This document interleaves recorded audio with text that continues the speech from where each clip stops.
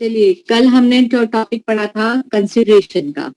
आप लोगों ने उम्मीद करती हूँ कि शायद पढ़ा होगा, और अगर कोई भी प्रॉब्लम हो तो आप मुझसे कॉल करके पूछ लेना। तो आज का हमारा टॉपिक है वॉइड एग्रीमेंट्स। जैसे कि 5 असेंशियल एलिमेंट्स जो हम बात करते हैं कि किसी भी वैलिड कॉन्ट्रैक्ट के लिए किसी एग्रीमेंट में 5 असेंशियल एलिमेंट्स की जरूरत होती है। Competent party, free consent, lawful consideration और lawful object and not barred by any law. तो not barred by any law का मतलब ये है कि कुछ ऐसे करार जिन्हें की विधि के द्वारा निषिद्ध घोषित किया गया है। निषिद्ध का मतलब ये होता है कि जिनके लॉ के अनुसार ऐसे कॉन्ट्रैक्ट नहीं हो सकते हैं, जिन्हें कि हम शून्य कॉन्ट्रैक्ट कह सकते हैं। तो ऐसे करार के बारे में हम बात करेंगे आज, उन करारों के बारे में जिन्हें की विधि के द्वारा शून्य घोषित किया गया है। पहला करार है ऐसा जो कि सेक्शन 26 में दिया है, agreement in restaurant of marriage. विवाह के अवरोधा करार, ऐसे करार जो किसी भी व्यक्ति के विवाह पर अवरोध लगाते हैं, रेस्ट्रेंट लगाते हैं, क्योंकि हर व्यक्ति को यह अधिकार है कि वो शादी करे। ठीक है, शादी करने का अधिकार है। तो अगर कोई ऐसा करार करता है जिससे कि ये लगे कि किसी व्यक्ति को शादी करने से रोक दिया गया है, तो ऐसा करार जो है वो शून्य माना जाएगा, उसे लागू नहीं करवाया जा सकता। इंग्लिश विधि में ये है कि केवल फुल रेस्ट्रेंट होता है, पूर्ण अवरोध, मतलब कि वो कभी भी शादी नहीं कर सकता, तो ऐसे करार शून्य होते हैं। लेकिन इंग्लैंड, हमारी जो भारतीय विधि है, भारत में अवरोध चाहे पूर्ण हो या आंशिक हो, मतलब आंशिक करार भी कर दिया जाए कि मान लो अगर ऐसा कोई करार किया जाए कि वो 4 साल तक शादी नहीं करेगा, या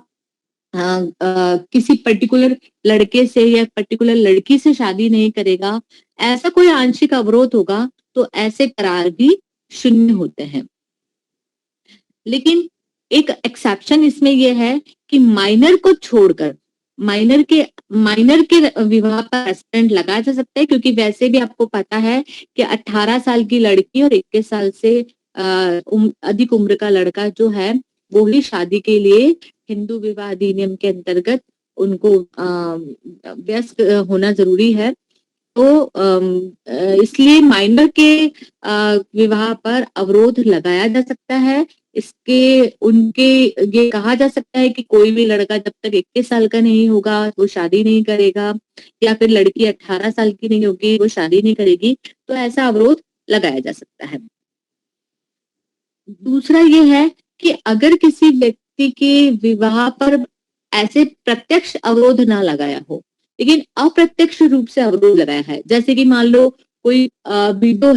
विधवा है और उसका किसी पैतृक संपत्ति में उस पति के जो ससुराल की तरफ की जो पैतृक संपत्ति है उसमें उसका हक बनता है। तो अगर उसमें ये अवरोध लगाया जाए कि अगर वो विधवा दूसरी शादी कर लेगी तो उसका उस पति के तरफ की जो संपत्ति है उसमें उसका हक नहीं रहेगा, तो ये एक तरह से प्रत्यक्ष अवरोध नहीं है, लेकिन उसके विवाह पर अप्रत्यक्ष अवरोध है। वो उसके विवाह करने पर अवरोध नहीं है, वो सिर्फ ये है कि अगर वो विवाह करेगी तो संपत्ति में से उसका हक चला जाएगा। तो ऐसा अप्रत्यक्ष अवरोध जो है वो सेक्शन 26 में मान्य है। तो पहला जो है शून्य करार वो ये है कि विवाह के अवरोधा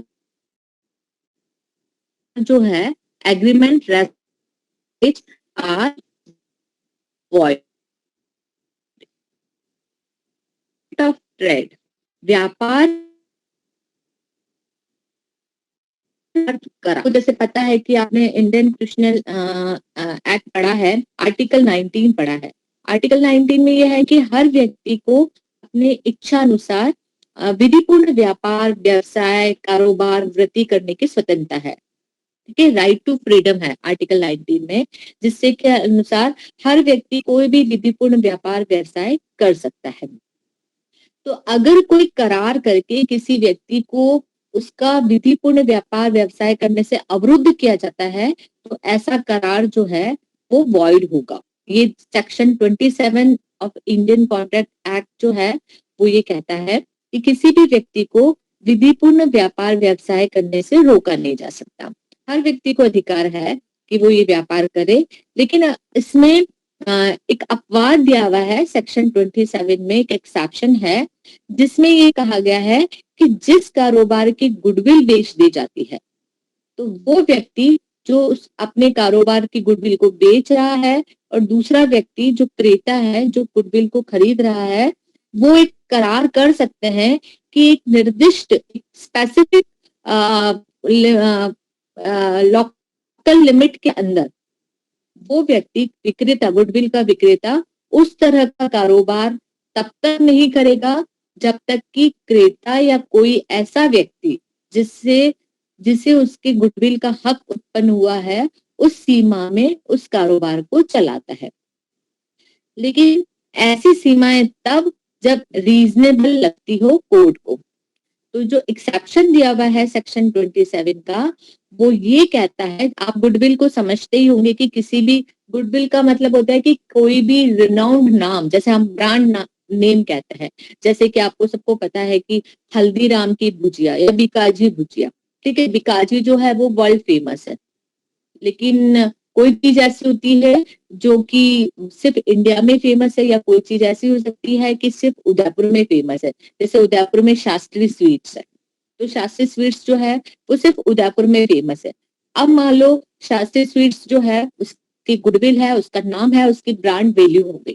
ठीक है। अब अगर वो शास्त्री स्वीट्स वाले अपनी इस शॉप को, जो उनकी गुडविल है, उस शॉप की जो रेपुटेशन है, जो नाम है, उसको वो किसी को सेल करते हैं,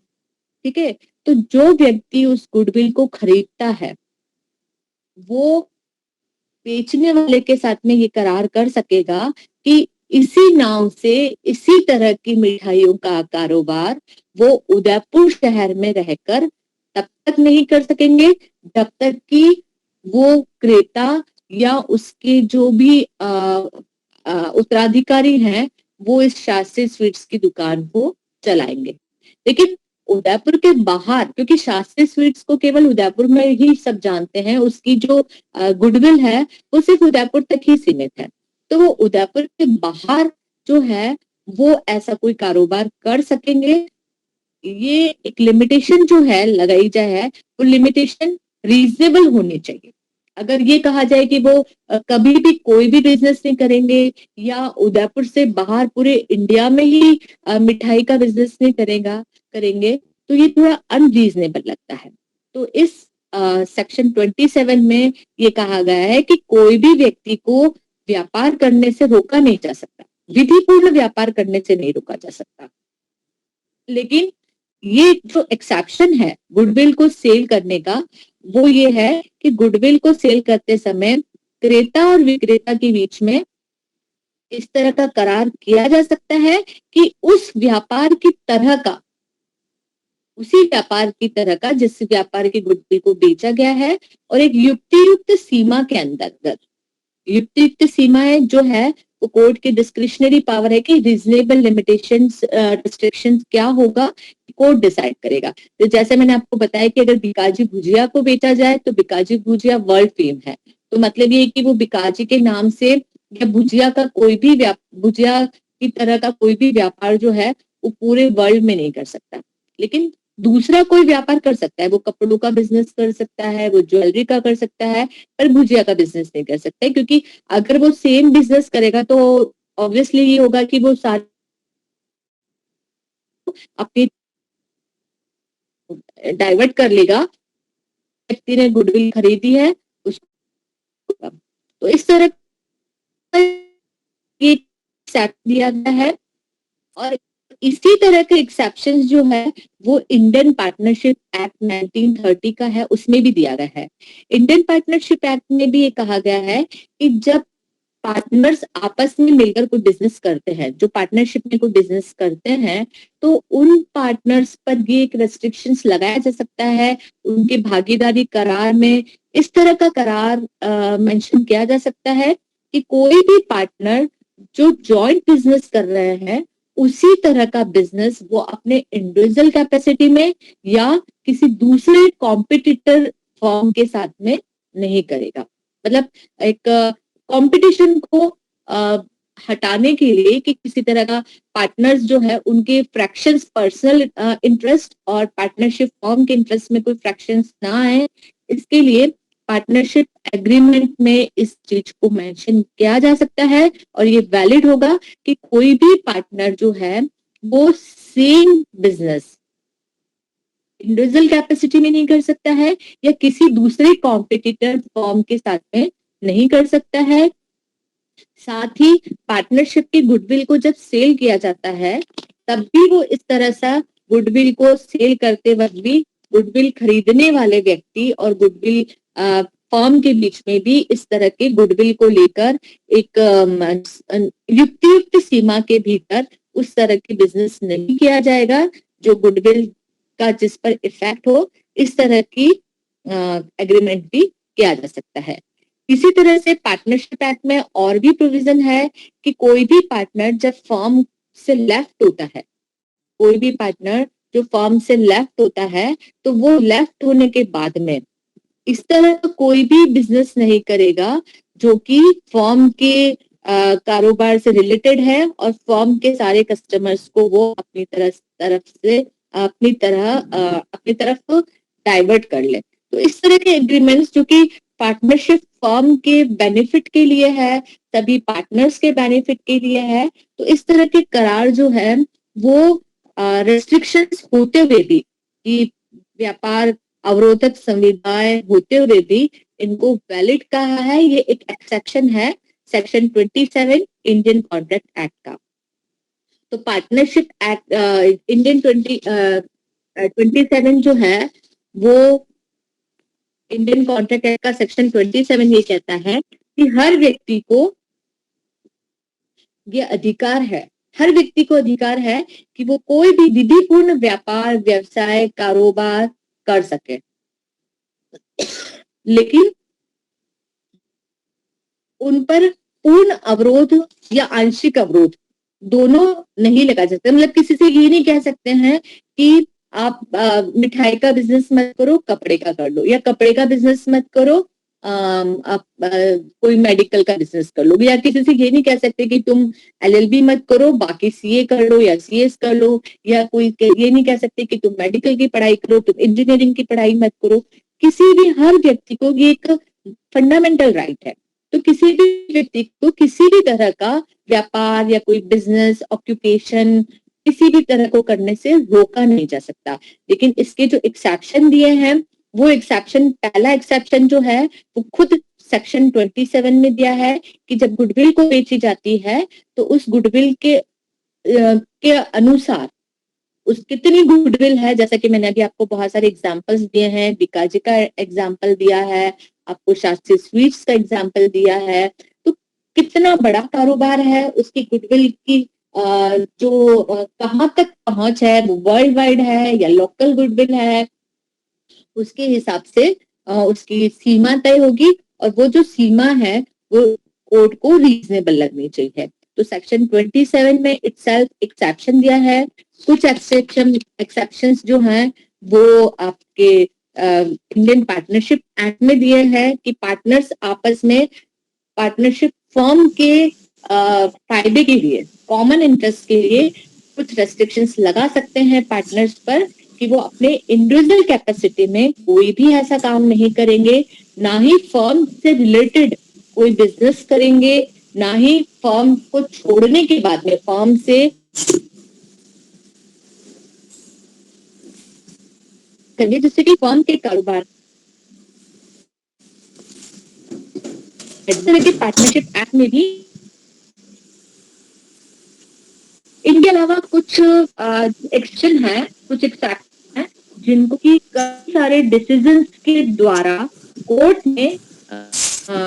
उनको मान्यता दी है। ये एक्सेप्शन जो है वो कोर्ट के द्वारा मान्यता,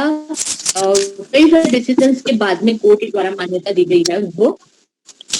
तो पहला है जो एक्सेप्शन है, ट्रेड कॉम्बिनेशन।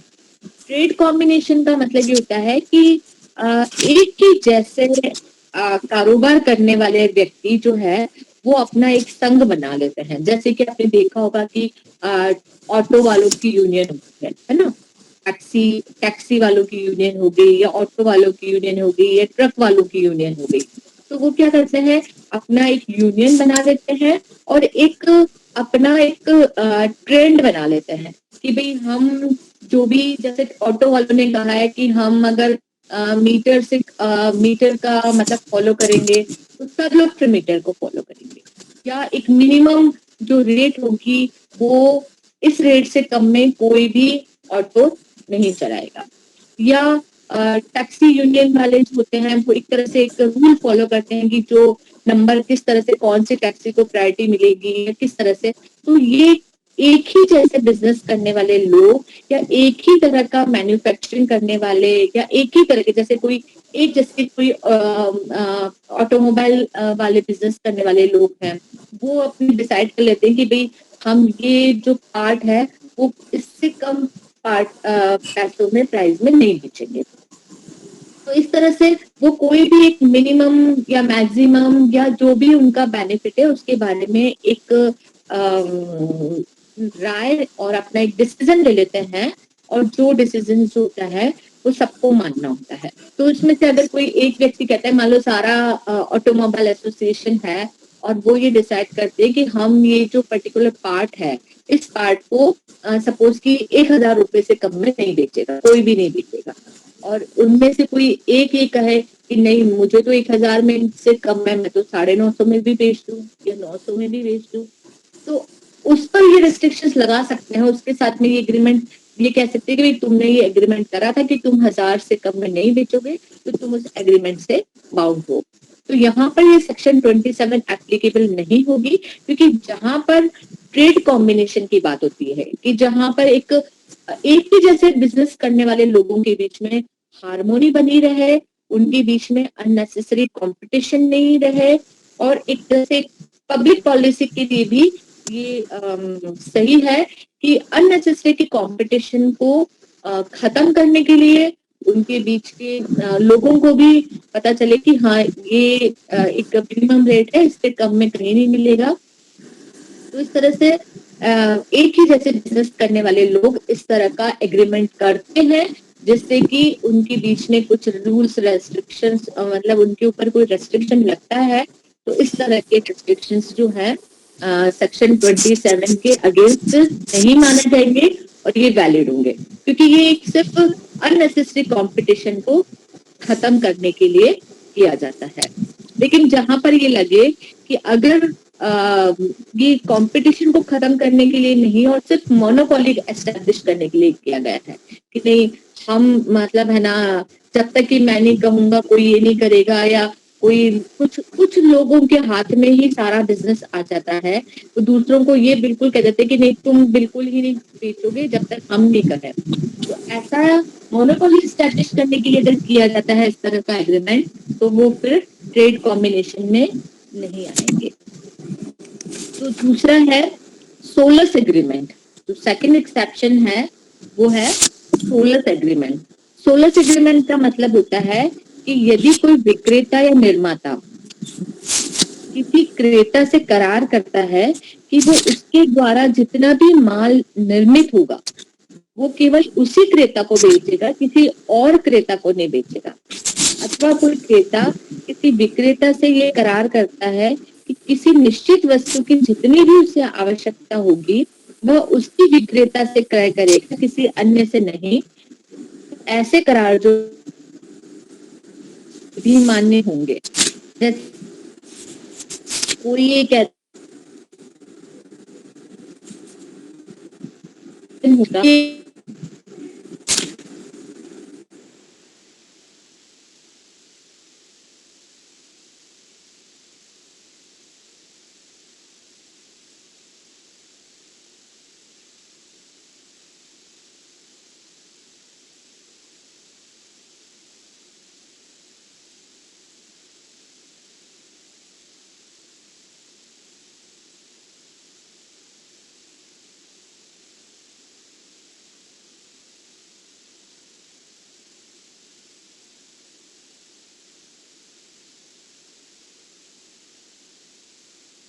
पटना शहर के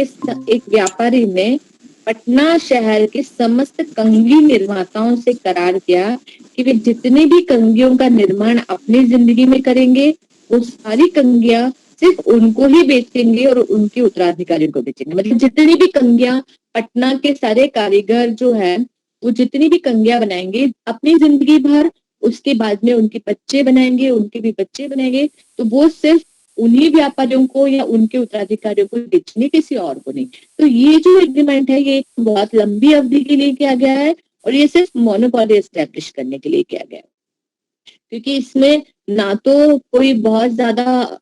जो कंघी निर्माता है उनको कोई बहुत ज्यादा फायदा हो रहा था, तो ऐसे एग्रीमेंट जो है वो वॉइड होंगे। लेकिन अगर कुछ पर्टिकुलर ड्यूरेशन के लिए कि 1 साल के लिए या 2 साल के लिए या 5 साल के लिए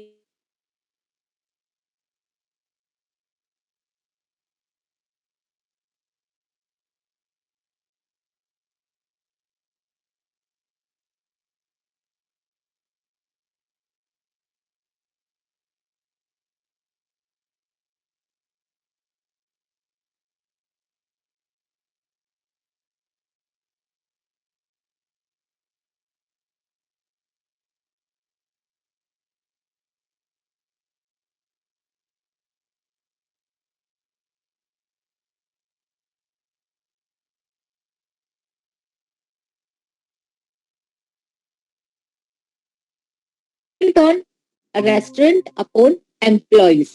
आपने कई बार देखा होगा कि कई बार सर्विस कॉन्ट्रैक्ट होते हैं, जब कोई सर्विस लगती है तो उसमें कॉन्ट्रैक्ट साइन करते हैं कि आप 2 महीने 2 साल से पहले नौकरी छोड़कर नहीं जाओगे या 3 साल से पहले आप नौकरी छोड़कर नहीं जाओगे। अगर आप जाओगे तो आपका ये फॉरफिट हो जाएगा या आपका जो भी पीएफ है वो फॉरफिट हो जाएगा 3 साल से के अंदर, जो भी आपके पैसा जमा हुआ है, या आपको 3 महीने की सैलरी नहीं मिलेगी, या आपको 3 महीने, इस तरह के कई सारे रेस्टोरेंट लगाए हैं। तो इस तरह के रेस्टोरेंट जो है कि जिसमें ये कहा जाता है कि किसी भी व्यक्ति को जो किसी सर्विस में है और उस सर्विस में रहते हुए वो कोई भी अपनी दूसरी प्रैक्टिस नहीं करेगा, जैसे कि कोई भी ऐसे कोई काम नहीं करेगा जो कि दूसरों के लिए उसके फर्म के लिए उस काम के लिए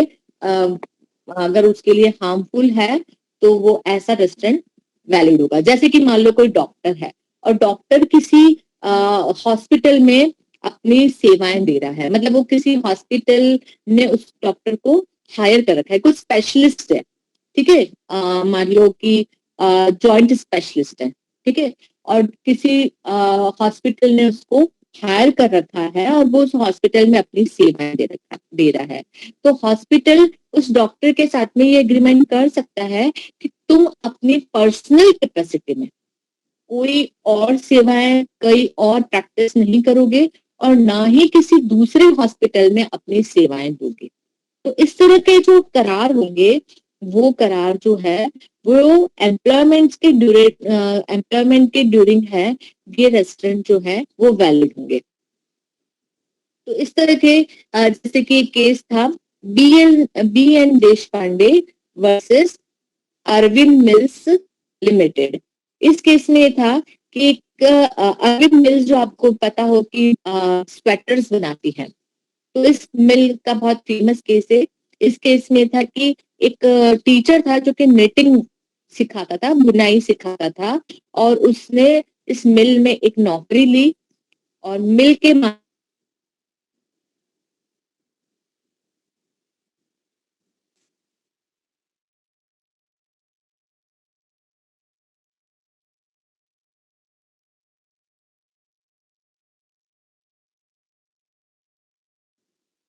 सेवा अपनी उस नौकरी को, और उसने उसी तरह की कोई निटिंग से रिलेटेड ही कोई दूसरी कंपनी थी, मिल थी, उसमें वो जाकर उसने नौकरी ले ली। तो कोर्ट में ये मामला गया, कोर्ट ने कहा कि ये तो, हाँ जी, Can you repeat this case again? Your voice was breaking, ma'am.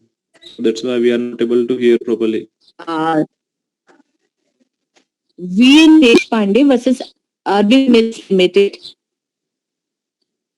BN Deshpande versus Arvind Mills Limited. ये केस जो है एक निटिंग मिल से रिलेटेड है कि निटिंग मिल में जो है एक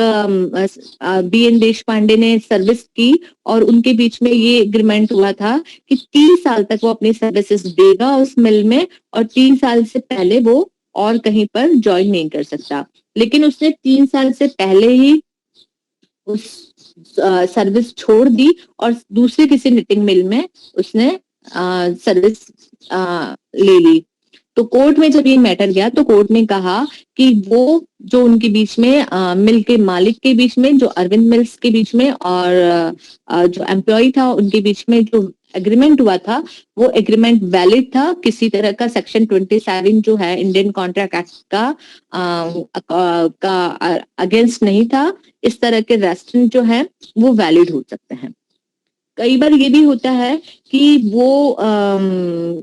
इस तरह के एग्रीमेंट्स भी होते हैं कि जब ये कहा जाता है कि किसी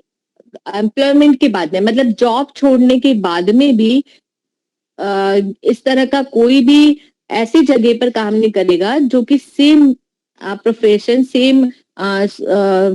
मतलब कंपटीशन में इस तरह का वो हो। जैसे कि केस है Niranjan Shankar Golikari versus Century Spinning Company Limited. Niranjan Shankar Golikari versus Century Spinning Company Limited. इस केस में ये हुआ था कि एक एम्प्लॉय ने अपने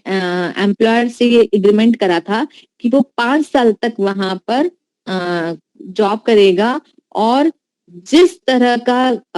वो जॉब है उस तरह के जॉब को वो और कहीं पर भी ना तो वो उस 5 साल के 5 साल के भीतर ना तो वो कहीं पर और इस तरह का कोई काम करेगा ना ही वो खुद अपना अपना कोई पर्सनल काम शुरू करेगा उससे रिलेटेड उसी तरह का। उस एम्प्लॉय ने 5 साल से पहले ही उसकी जॉब छोड़ दी और उस जॉब छोड़ने के बाद में वो उसी के तरह का दूसरा कारोबार जो करती थी उसमें जॉब कर ली। तो ये भी सेम उसी तरह का मैटर है जैसा कि पहला हमने देखा था वीएन देशपांडे का। तो उसमें ये है कि वो जॉब छोड़ने के बाद में भी अगर वो जॉब 5 साल उसमें ये अगर ये एक रिस्ट्रिक्शन भी लगा सकते हैं कि अगर वो पहले जॉब छोड़ने के बाद में भी वो कहीं पर भी इस तरह का काम नहीं करेगा तो इस तरह की भी रेस्ट्रिक्शंस जो है वो वैलिड मानी जा सकती है। तो डिपेंड करता है कि किस तरह का वर्क है किस तरह का जॉब है और उसी के हिसाब से रेस्ट्रिक्शंस जो है रेस्टोरेंट जो है वो कोर्ट डिसाइड करती है कि वैलिड है या नहीं है। तो ये हमने कुछ एक्सेप्शंस देखे हैं। तो आज जो हमने पढ़ा है कि वॉइड एग्रीमेंट्स में हमने 2 तरह के पढ़े हैं। जो फर्स्ट रेस्टोरेंट ऑन मैरिज की एक्सेप्ट माइनर किसी भी व्यक्ति के मैरिज पर किसी भी तरह का कोई रेस्टोरेंट चाहे वो फुली रेस्टोरेंट हो या पार्शियल रेस्टोरेंट हो नहीं लगाया जा सकता। And second one is restaurant on trade. Section 27 है इंडियन कॉन्ट्रैक्ट एक्ट का जो ये कहता है कि हर व्यक्ति को एक लॉफुल ऑक्यूपेशन बिजनेस एम्प्लॉयमेंट का राइट है और उस पर किसी भी तरह का फुली या पार्शियल रेस्टोरेंट उस पर नहीं लगाया जा सकता उसे रोका नहीं जा सकता। लेकिन इसके जो एक्सेप्शंस हैं वो हमने देखे हैं। जो फर्स्ट एक्सेप्शन है जो सेक्शन 27 में ही मेंशन कर रखा है